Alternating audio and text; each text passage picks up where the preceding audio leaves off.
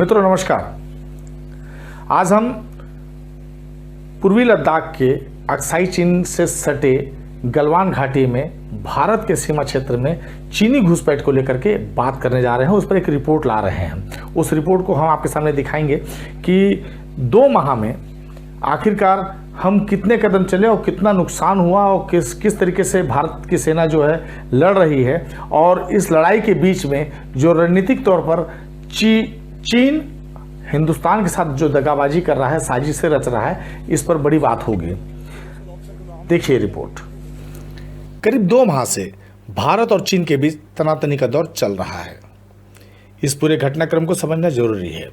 हिंदुस्तान में 2014 में प्रधानमंत्री नरेंद्र मोदी की सरकार बनने के बाद यह पहला मौका है जब विपक्ष को हिंदुस्तान की सीमा पर चीनी अतिक्रमण को लेकर घेरने का अवसर मिला है। इसकी बड़ी वजह भी साफ है कि मोदी सरकार ने बीते 6 बरस में करीब 1.5 दर्जन बार चीनी समकक्ष शी जिनपिंग के साथ मुलाकात की और हर बार बड़ी उम्मीद जगाई। पर चीन ने हिंदुस्तान के साथ इतिहास में जैसा किया था वैसा ही इस बार भी करने की फिराक में है।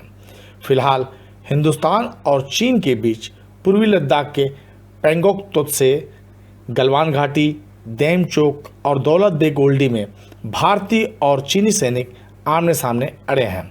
इस इलाके के सभी संवेदनशील क्षेत्रों में भारत और चीन की सेना आमने सामने है।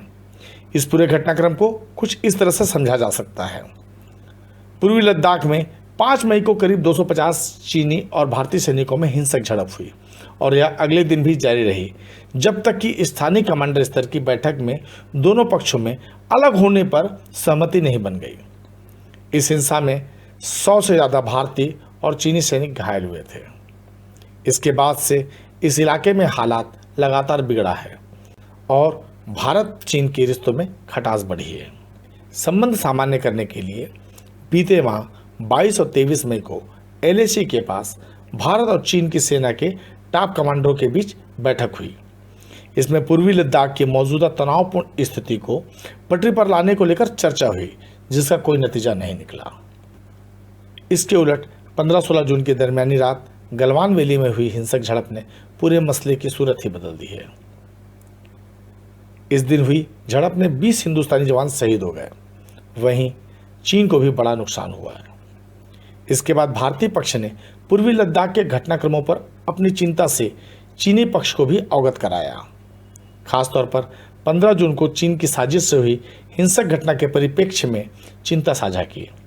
बैठक में इस बात पर जोर दिया गया कि दोनों पक्षों को वास्तविक नियंत्रण रेखा का कड़ाई से सम्मान करते हुए निगरानी करना चाहिए। कूटनीतिक स्तर की इस बातचीत में 22 जून को वरिष्ठ सैन्य कमांडरों की दूसरी बैठक में हुई चर्चा को भी संज्ञान में लिया गया।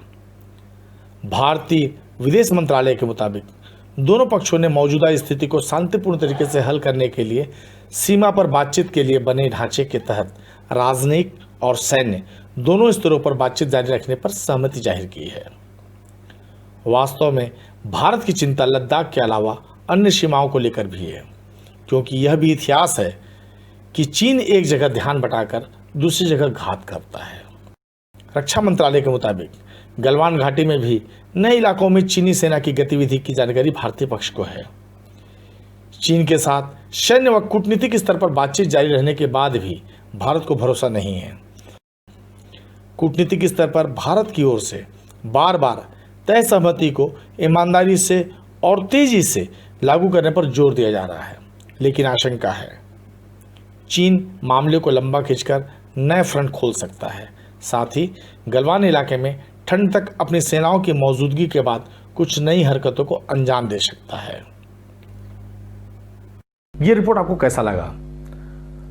आप कृपया कमेंट्स बॉक्स में इस पर जरूर लिखें, और यदि आपको हमारा ये चैनल पसंद आ रहा है तो इसे सब्सक्राइब करें, लाइक करें और शेयर करें। धन्यवाद।